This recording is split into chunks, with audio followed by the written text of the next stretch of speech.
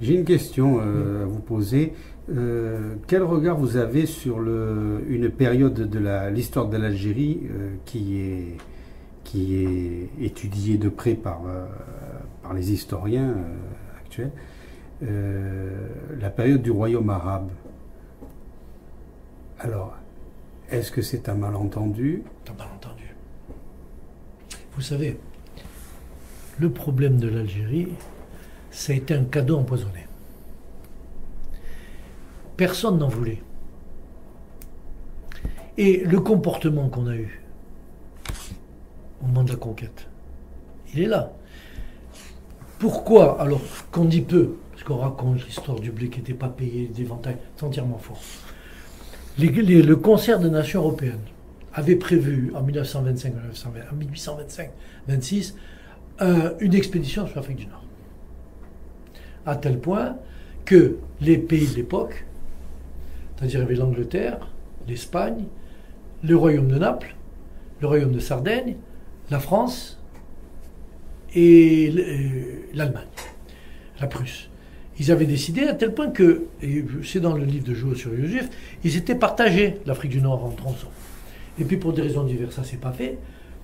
Parce qu'il faut quand même savoir que quand on parlait de Marseille pour aller à Naples, on ne savait pas si on allait arriver à l'époque. Il y avait les comme maintenant en Somalie. Même chose. Donc, il décide de faire l'opération seul.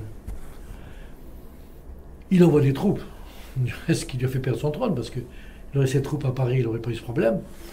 Il envoie ses troupes qui, bon an, mal an, et très rapidement, font tomber Alger. Font tomber Alger, défendu par les Turcs. Et puis là, qu'est-ce qu'on fait? Quelques officiers légitimistes, à l'époque, décident de rester dans la plaine de Mitidja qui rencontre des marécages. Et puis on commence à exploiter. Et puis progressivement, ce que j'appelle, c'est l'histoire d'Israël avec les Palestiniens. On tire d'une colonne, d'une colline, puis on va prendre cette colline, après l'autre colline, et tout. C'est pour ça qu'on a mis 7 ans pour aller jusqu'à Constantine. Mais en fait, on n'a pas mis 7 ans jusqu'à Constantine. On a pris par petits morceaux. Parce qu'en fait, on n'en voulait pas. Et à tel point, c'est qu'il y avait des pétitions, j'ai trouvé, de commerçants marseillais refusant qu'on fasse la conquête d'Algérie. De commerçants marseillais, ça vous situe tout, qui étaient contre. Ça se fait alors progressivement. Disons que l'armée française avait besoin de laver ses échecs de la fin du règne de Bonaparte. Donc il fallait laver ça, il fallait qu'elle redore. On avait fait l'expédition d'Espagne avec le duc d'Angoulême, je crois, c'est ça, hein, l'expédition d'Espagne du duc d'Angoulême. Donc, Trocadéro. Ouais, voilà. Donc, et progressivement, et finalement, par petits morceaux, on le prend. Et qu'est-ce qu'on a comme affrontement avec les Algériens qui n'existaient pas à l'époque? On a la prise d'Alger, la Spalade d'Abdelkader et la prise de Constantine. Donc, c'est que de la guérilla. Et à tel point que, vous savez pourquoi on les appelait les 30 figuiers? Vous ne savez pas. Parce qu'en Kabylie, les tireurs isolés kabyles se cachaient derrière des figuiers. Et les officiers français des colonnes disaient à leurs hommes, faites attention aux 30 figuiers. C'est là les vrais, c'est pas comme l'histoire des pieds noirs, raconte n'importe quoi. C'est là les vrais, faites attention aux 30 figuiers. Mais c'est vrai que par la suite, Napoléon III fait n'importe quoi à ce niveau-là. Ils étaient trop préoccupés par les affaires françaises. Et de notre côté, le peuplement français d'Algérie, il n'est fait que d'exiler ou de déporter. Et je dis souvent aux gens, mais pourquoi vous voulez? Regardez les difficultés qu'on a eues avec le Québec. On envoyait des prostituées et des bandits. Qu'est-ce qu'on a fait pour l'Algérie? Comme il y avait moins de prostituées, je ne sais pas, mais qu'il y avait plus trop de bandits, en fait, on envoyait des portées politiques. Les 48 heures. Ceux de 51, beaucoup de Provençaux du reste en 51, les communards, et la dernière heure, ceux qui voulaient rester français vraiment, c'est l'ancien Lorrain. Mais en fait, ce sont déportés, à tel point que pourquoi ces villages d'Algérie étaient carrés comme ça, avec la gendarmerie au milieu? Parce que c'était territoire militaire et on surveillait les gars. Et moi j'ai des carnets du côté de Mostaganem, du grand-père de Logier, le dernier maire de Bastaga, où il explique qu'il s'est disputé avec le capitaine qui commandait le centre, puis ils appelaient ça un centre, et que le soir même il se trouve en prison pour insulte à un gradé. C'était ça.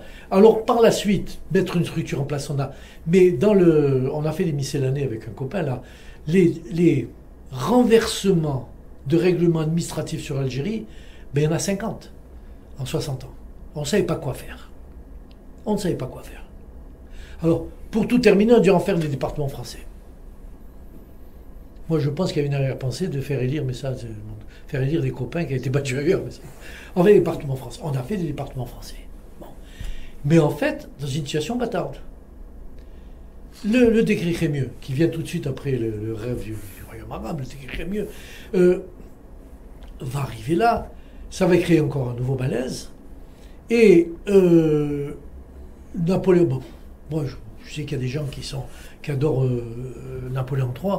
Moi je trouve qu'il était quand même relativement dérisoire, parce que l'affaire du Mexique, c'est une catastrophe. Il a cherché dispute aux Prussiens, en sachant qu'il n'était pas capable de se battre avec eux, parce qu'il avait confondu les Prussiens et les Autrichiens, totalement différents. Hein. C'était un peuple qui montait avec toute sa puissance. On l'a vu après dans 3 guerres. Hein.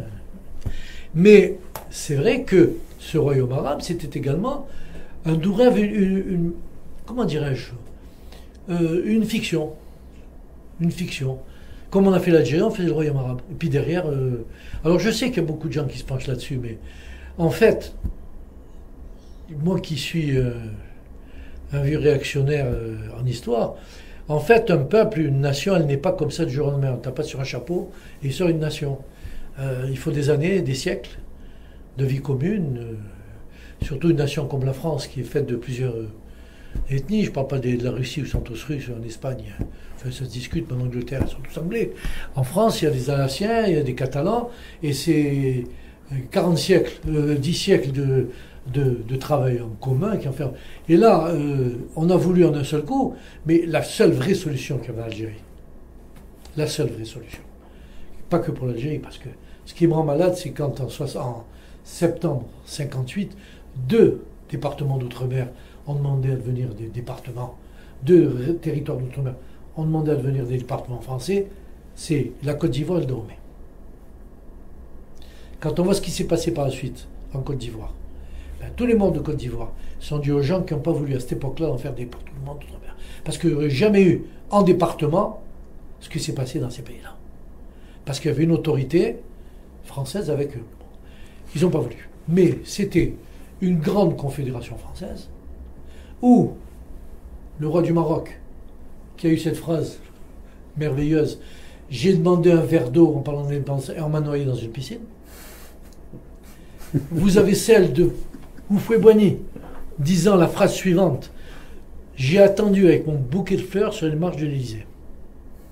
Ça veut tout dire. Cette grande confédération, il fallait un fédérateur sans le problème, mais ça permettait de créer un État autonome kabyle, un État autonome chaouia, et le jour où à la LN vous enliez les Kabyles et chaouia, il n'y avait plus personne, parce que les cadres c'était des Kabyles et la troupe c'est des chaouia. Et on se retrouvait avec des bourgeois arabes de toutes autres villes. Et on faisait, comme certains le voulaient, à Oran et à Alger, des départements français s'ils voulaient, et le reste on faisait un État autonome arabe. Et là, on arrivait dans une confédération et c'est quelque chose qui aurait marché. Il n'y aurait pas eu des affrontements, les gens étaient contents, ils auraient vécu sur leur territoire, avec des rapports avec la France à déterminer. Il était là. Et on a voulu maintenir des fictions incroyables. Et c'est tout. L'Algérie, c'était une fiction. On est rentrés, nous, les Européens, encore plus dans la fiction en créant l'Algérie française. Alors que, depuis des décennies déjà, on sentait qu'il y avait une rupture dans la façon de vivre, dans l'économie. Et l'Algérie est un pays qui le prouve aujourd'hui. Bon, c'est les mêmes qui se remplissent, que certains qui se remplissent. C'est un pays riche qui peut très bien vivre tout seul. Si on a tous ces Algériens qui viennent, c'est tout simplement parce que là encore, au lieu de traiter avec les gens qu'il fallait traiter en 61, Ferhat Abbas et compagnie, on a traité avec Ben Kheda qui ne représentait plus rien à l'époque où on a traité avec lui, et c'est les Djounoun de la montagne Boumedienne, qui était un incompétent total, qui a pris le pouvoir et qui a tué son pays. Et alors, en place, on a mis des copains, parce qu'on parle de Ben Ali, mais c'est une rigolade, Ben Ali, à côté de Bouteflika. Parce que Ben Ali, il n'a jamais eu une structure comme à Bouteflika. Bouteflika, il a son parti qui est la FLN, qui tient tout. Et dès qu'il y a eu, vous voyez, les petites tentatives qu'il y a eu, ça, on n'a plus parlé. C'est pas comme en Égypte, en Tunisie et en Syrie. Et là, c'est là le gros problème.